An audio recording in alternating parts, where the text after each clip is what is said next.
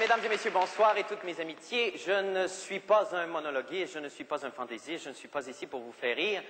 On m'a invité pour vous parler d'un sérieux problème national, soit on va parler de démographie et on va parler de dénatalité aussi au Québec.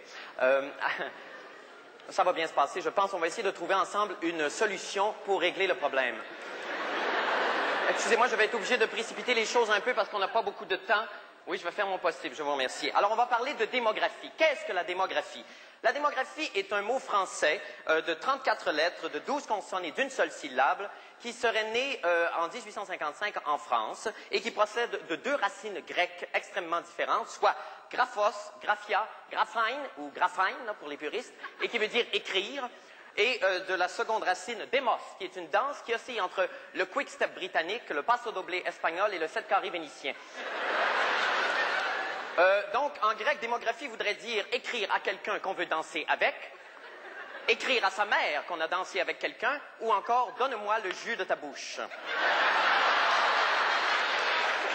Après des heures de réflexion douloureuse au sujet de la dénatalité, 7 chercheurs de 7 universités différentes au Québec, dont celle de Saint-Tite en banlieue de Coaticook, en sont venus à la conclusion qu'il fallait trouver une activité qui puisse à la fois redonner la joie de vivre au peuple canadien-français et d'autre part nous faire copuler comme des sauvages.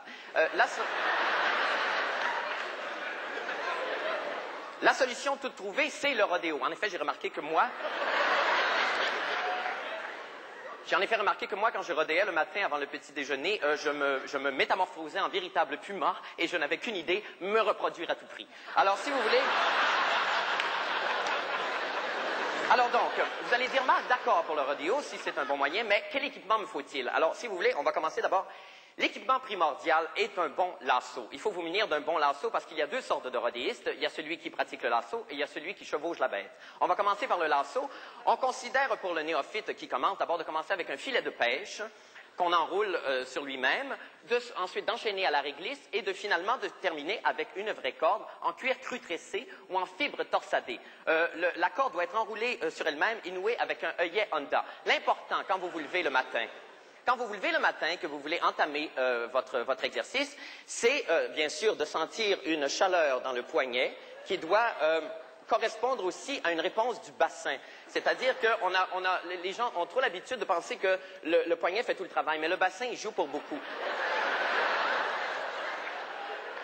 Alors l'important est de rouler sur vous-même tranquillement, de sentir une réponse entre votre poignet et votre bassin, le rodéoïste idéal étant finalement le go-go boy de Dieu, où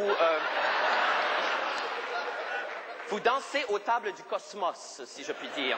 Alors le but de cet exercice métaphysique est d'attraper Dieu au lasso, de le ligoter, de le ramener à terre, de le chatouiller et de lui faire crier « Chut mon oncle! Chut! Chut! Chut mon oncle! » Voici pour le lasso. Maintenant, on parle du rodéoïste qui chevauche la bête. Alors, parmi un troupeau, un bétail constitué d'une cinquantaine de têtes, dont des Holstein, des Mustangs et des Jerseys, on choisit une bête farouche. On se pourvoira d'une bête féroce entre les deux jambes.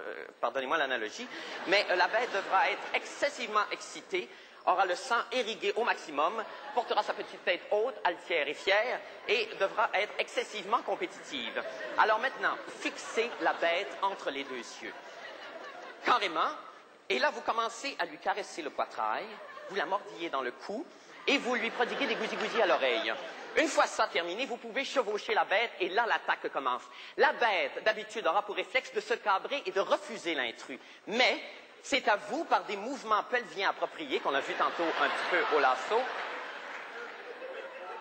de faire sentir à la bête qui c'est qu'il bosse ici dedans.